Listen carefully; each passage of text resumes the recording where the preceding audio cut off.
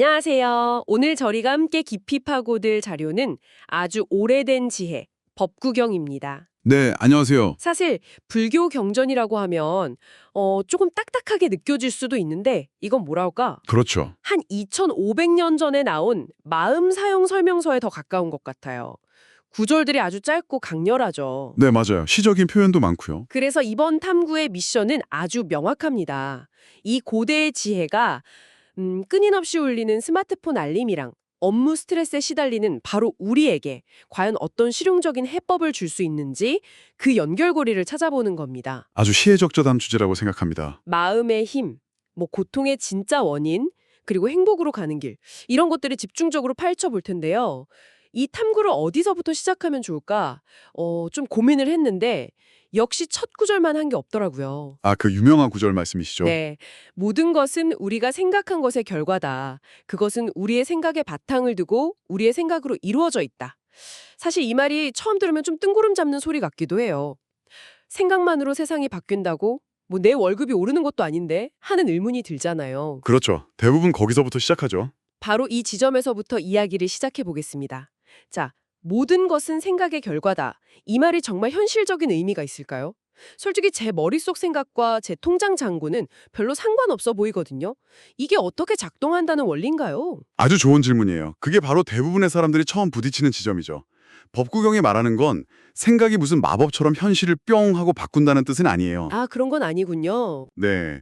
오히려 모든 것의 시작점, 그 소스 코드가 생각이라는 거죠. 일장에 나오는 비유가 이걸 아주 잘 보여주는데요. 나쁜 생각을 품고 말하거나 행동하면 고통이 따르는데 그 모습이 수레바퀴가 짐을 끄는 소의 발자국을 반드시 따르는 것과 같다고 해요. 아, 그러니까 필연적이라는 거네요.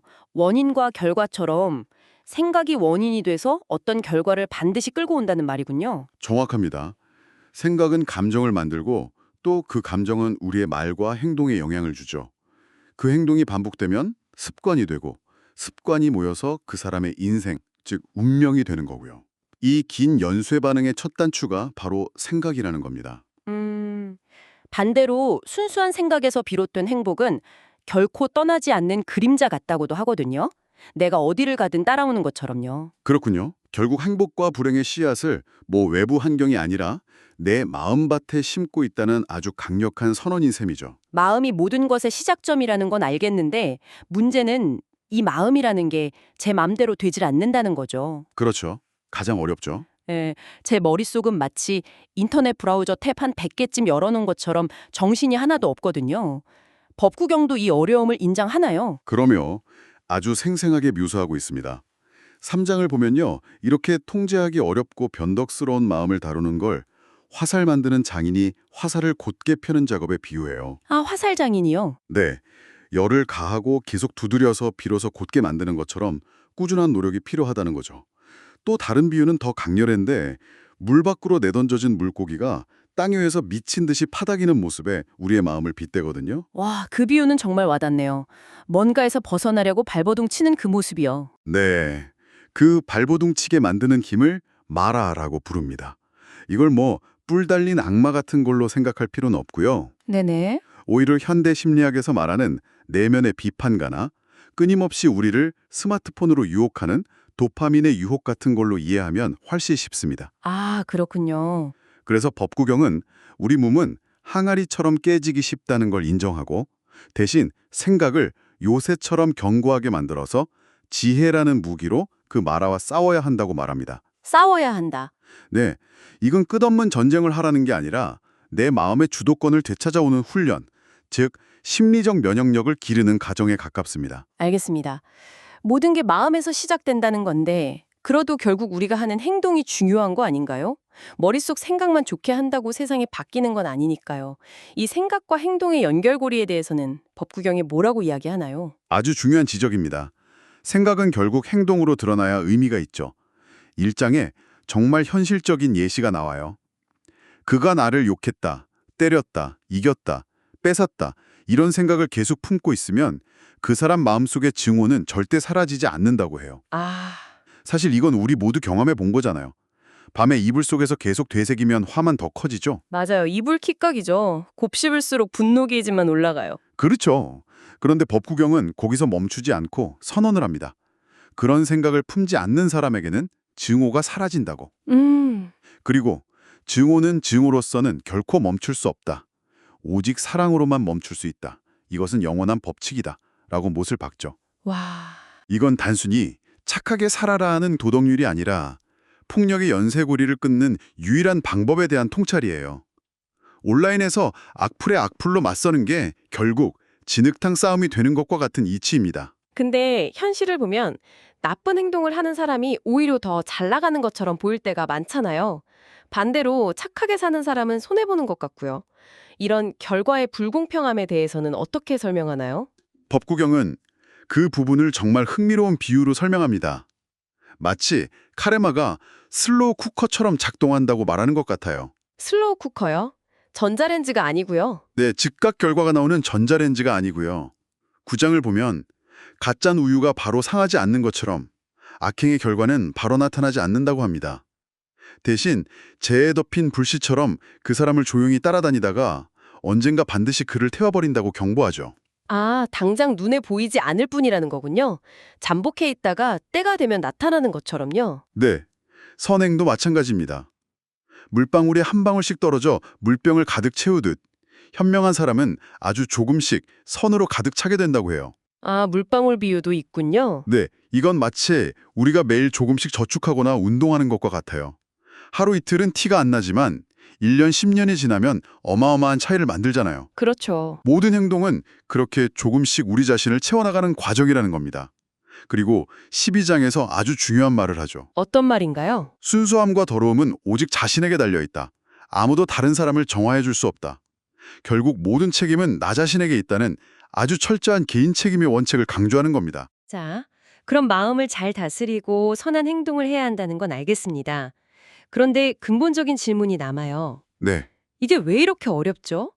왜 우리는 계속해서 후회할 줄 알면서도 새벽 2시에 스마트폰 스크롤을 멈추지 못하고 몸에 안 좋은 음식을 먹을까요?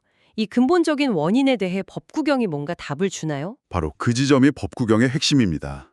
그 통제 불가능한 힘, 그 근본 원인을 갈증, 즉 타나라고 부릅니다. 갈증이요. 목마름. 네, 목마름이죠. 4장에서는 마음이 산만하게 쾌락을 좇는 사람은 죽음이 그를 휩쓸어 간다. 마치 홍수가 잠든 마을을 휩쓸어 가듯이 라고 경고하는데 이 쾌락 추구가 바로 갈증의 대표적인 모습입니다. 잠깐만요. 그럼 즐거움을 추구하면 안 된다는 건가요? 인생의 모든 재미를 포기하고 스님처럼 살라는 말처럼 들리는데요. 그거 너무 비현실적이지 않나요? 그 오해를 푸는 게 아주 중요합니다.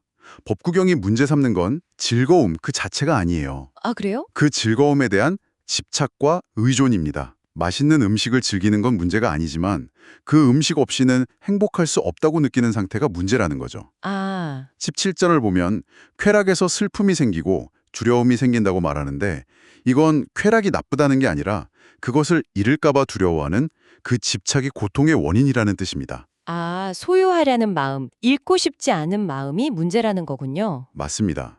이 갈증이라는 비유가 정말 무서운 게 오늘날 무한 스크롤의 메커니즘과 정확히 똑같아요. 무한 스크롤이요? 네, 24장을 보면 이 갈증이 덩굴처럼 자라난다고 하고 갈증에 사로잡힌 사람은 숲에서 과일을 찾는 원숭이처럼 이 생에서 저 생으로, 즉 이 자극에서 저 자극으로 끊임없이 헤맨다고 묘사합니다. 와, 인스타그램 피드를 아무리 내려도 만족이 없잖아요. 도파민을 좇는 원숭이처럼 다음 게시물, 다음 영상을 찾아 헤매는 거죠. 법구경은 2500년 전에 이미 이 알고리즘의 본질을 정확히 꿰뚫어 본 겁니다. 소름 돋네요. 덫에 걸린 토끼 같다는 비유도 나오던데 정말 빠져나올 수 없는 굴레처럼 느껴져요. 그럼 해법은 뭔가요? 더 재미있는 걸 찾으라는 건 아닐 테고요. 해법은 정반대입니다. 외부에서 무언가를 더 채워서 갈증을 해소하려는 시도를 멈추라는 거죠. 법구경은 지혜를 통해 갈증의 뿌리를 잘라내라고 반복해서 강조합니다. 이것이 바로 열반, 즉 갈증의 소멸 상태로 가는 유일한 길입니다. 아, 스마트폰을 바꾸는 게 아니라 스마트폰을 계속 보게 만드는 내면의 갈증 자체를 들여다보고 해결해야 한다는 겁니다. 이 모든 이야기가 정말 엄청나게 어려운 길처럼 들립니다.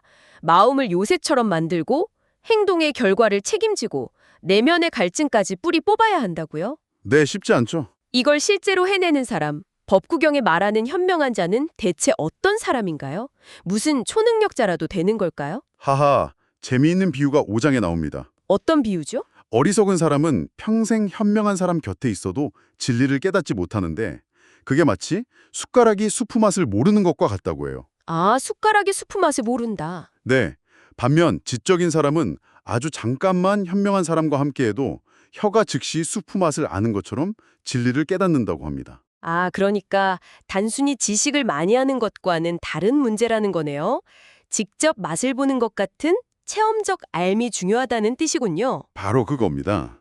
그래서 현명한 자의 가장 큰 특징은 지식이 많은 사람이 아니라 스스로를 만들어가는 사람이라는 점이에요. 스스로를 만들어간다? 네, 6장을 보면 목수가 나무를 다듬고 화살장인이 화살을 곧게 펴고 수로 만드는 사람이 물기를 내듯이 현명한 사람은 스스로를 빚는다고 말합니다. 스스로를 빚는다. 그들은 타고나는 게 아니라 만들어진다는 거죠. 스스로를 빚는다는 표현 정말 마음에 드네요.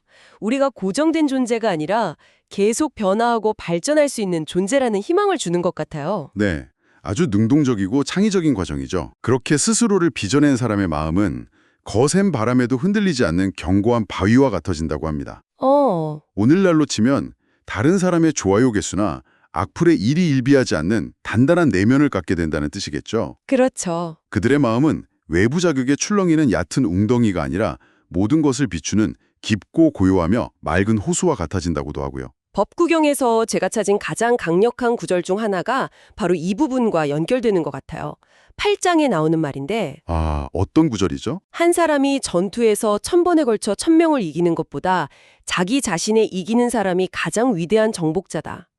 결국 진짜 전쟁터는 바깥이 아니라 내 안이라는 거네요. 그렇습니다. 외부의 세계를 정복하는 것보다 내면의 마라, 즉 탐욕과 분노, 어리석음을 정복하는 것이야말로 가장 위대하고 어려운 승리라는 겁니다.